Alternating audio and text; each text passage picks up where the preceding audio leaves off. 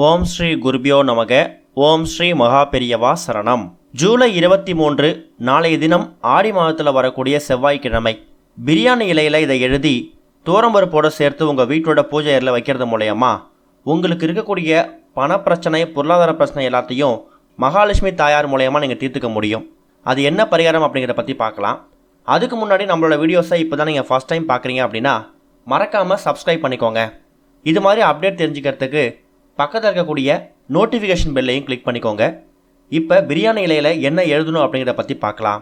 ஆடி மாதத்தில் வரக்கூடிய ஒரு நாளுமே சிறப்பு வாய்ந்த நாள் தான்.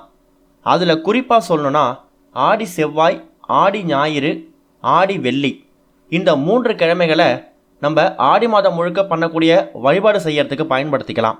மகாலட்சுமி தாயார் வழிபாடு, முருகன் வழிபாடு, குலதெய்வ வழிபாடு, அம்பாள் வழிபாடு, இது எல்லாத்துக்குமே ஆடி செவ்வாய், ஆடி வெள்ளி, ஆடி ஞாயிறு, இந்த 3 நாட்களுமே உகந்த நாட்கள் தான். சொல்லப்போனால் ஆடி செவ்வாய் தேடி குழி, அரைத்த மஞ்சளை பூசி குழி அப்படிங்கிற மாதிரி ஒரு பழமொழியே இருக்குது. அந்த அளவுக்கு ஆடி செவ்வாய்க்கு அந்த காலத்தில் முன்னோர்கள் முக்கியத்துவம் கொடுத்துருக்காங்க. ஆடி செவ்வாய் அன்னைக்கு பெண்கள் விரதம் இருந்து வழிபாடு செய்கிறது மூலயமா வீடு சுபிட்சம் அடையும். உங்கள் ஜாதக கட்டத்தில் இருக்கக்கூடிய தோஷங்களும் கஷ்டங்களும் விலகும்.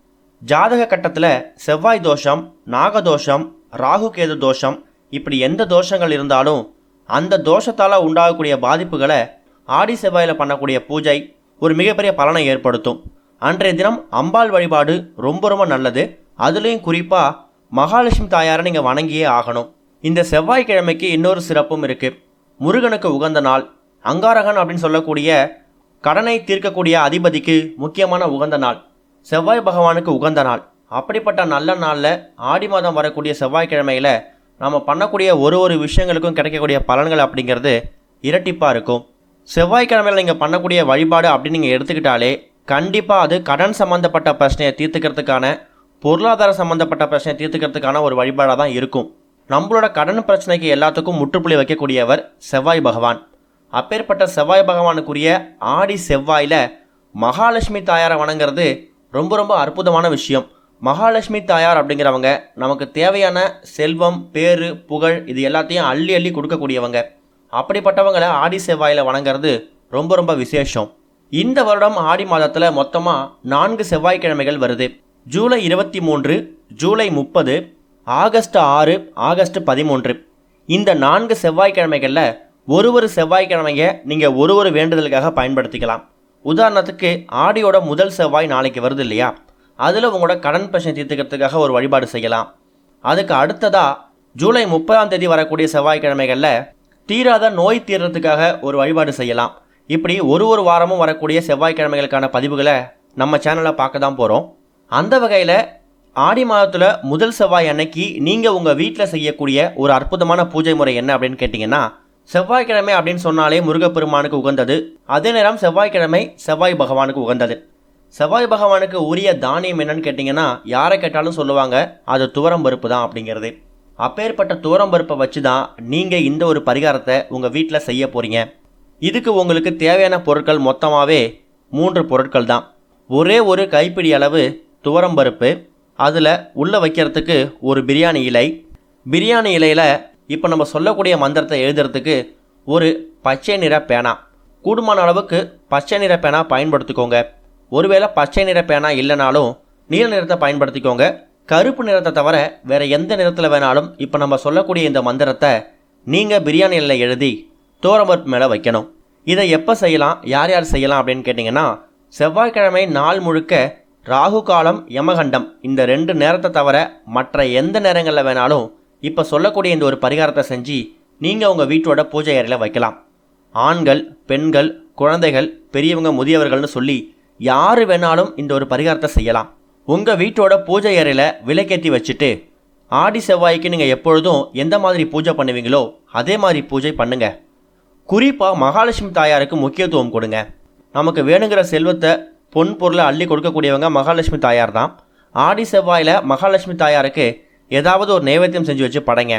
நம்ம நேற்று பதிவில் கூட கல்கண்டு பொங்கல் செஞ்சு வச்சு படைக்கிறத சிறப்புன்னு சொல்லியிருக்கோம். முடிஞ்சால் கல்கண்டு பொங்கலை செஞ்சு வச்சு மகாலட்சுமி தாயாருக்கு நைவேத்தியமாக படைச்சிட்டு மகாலட்சுமி தாயார் ஃபோட்டோவுக்கு முன்னாடி சின்னதாக ஒரு தட்டு ஒன்று வச்சுக்கோங்க. அந்த தட்டில் ஒரு பவுல் ஒன்று வச்சு அந்த பவுல் நிரம்புற அளவுக்கு ஒரே ஒரு கைப்பிடி அளவு துவரம்பருப்பை போட்டுக்கோங்க. இந்த இடத்துல நம்ம துவரம்பருப்பை எதுக்காக பயன்படுத்துகிறோன்னு சொல்லியிருக்கோம். துவரம்பருப்பு செவ்வாய்க்கிழமை செவ்வாய் பகவானுக்கு உகந்த தானியம். ஆடி செவ்வாயில் நம்ம இந்த பரிகாரத்தை பண்ணுறோம். அதனால தான் துவரம்பருப்பை பயன்படுத்துகிறோம். அடுத்ததாக பிரியாணி இலை. இந்த பிரியாணி இலை அப்படிங்கிறது இது நம்ம சமையலுக்கு வாசனைக்கு பயன்படுத்தக்கூடிய ஒரு இலையாக இருந்தாலும் பணத்தை வசியம் பண்ணக்கூடிய, ஜனத்தை வசியம் பண்ணக்கூடிய ஒரு அற்புதமான ஒரு பொருள். ஏலக்காய், பச்சை கற்பூரம், கிராம்பு, வசம்பு, இந்த வரிசையில் தாந்திரிக விஷயங்களுக்கு இந்த பிரியாணி இலை அப்படிங்கிறது ஒரு முக்கிய பங்கு வகிக்குது. அதனால தான் இந்த ஒரு பரிகாரத்துக்கு நாம் பிரியாணி இலையை பயன்படுத்துகிறோம். பிரியாணி இலையை எடுத்துக்கோங்க. அதில் எழுதுறதுக்கு ஒரு பச்சை நிற பேனா ஒன்று எடுத்தோம் இல்லைங்களா? அந்த பேனாவை எடுத்து இப்போ நம்ம ஸ்க்ரீனில் காமிக்கக்கூடிய இந்த ஒரு மந்திரத்தை நீங்கள் அதில் எழுதணும். அது என்ன மந்திரம் அப்படின்னா, ஓம் ஸ்ரீம் க்ளீம் மகாலட்சுமி. இது என்னன்னு கேட்டிங்கன்னா, மகாலட்சுமி தாயாரோட மூல மந்திரத்துக்கான ஒரு வரி. சொல்லப்போனால் மகாலட்சுமி தாயாரோட மூல மந்திரம் நிறைய இருக்குது.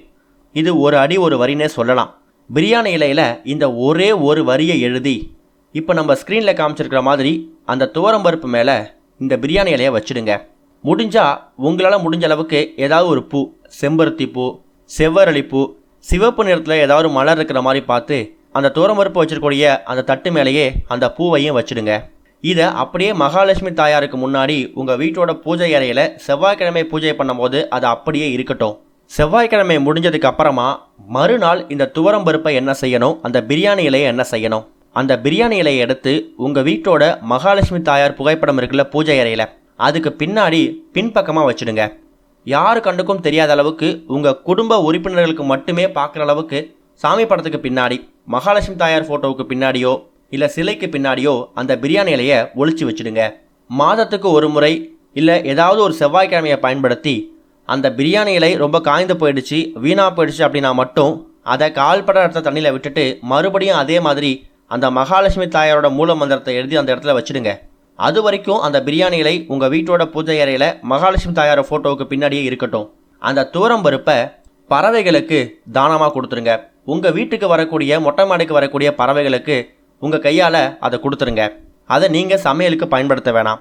பார்க்குறதுக்கு ரொம்ப எளிமையான பரிகார முறையாக தெரிஞ்சாலும் துவரம்பருப்பு அப்படிங்கிறது செவ்வாய் பகவானுக்கு உகந்த ஒரு தானியம் அப்படிங்கிறதால நாம் அப்படிப்பட்ட தானியத்தை மகாலட்சுமி தாயாருக்கு ஆடி செவ்வாயில் படைக்கும்போது நம்மளோட பொருளாதார பிரச்சனை தீரும். இதுக்கு நீங்கள் அதிகபட்சமாக ஒரு 5 நிமிடம் கூட செலவு பண்ண போகிறது கிடையாது. ஆனால் இது மூலயமா ஒரு பெரிய லாபம் உங்களுக்கு கிடைக்கிது, பொருளாதார முன்னேற்றம் ஏற்படுது. ஓங்கி விடக்கூடிய விஷயங்கள் தாங்கி விழும்போது இது வரைக்கும் பொருளாதார நிலையில் நீங்கள் ஏதாவது சரிவுகளை சந்தித்து வந்திருந்தீங்கன்னா அதுலேருந்து கொஞ்சம் முன்னேற்றம் ஏற்படும். போன மாதத்துக்கு இந்த மாதம் எவ்வளவோ பரவாயில்ல அப்படிங்கிற மாதிரி யோசிக்கிற அளவுக்கு கொஞ்சம் முன்னேற்றம் ஏற்படும். நம்பிக்கையோட முயற்சி பண்ணுங்கள், நல்லதே நடக்கும். ஓம் ஸ்ரீ குருபியோ நமக. ஓம் ஸ்ரீ மகா பெரியவா சரணம்.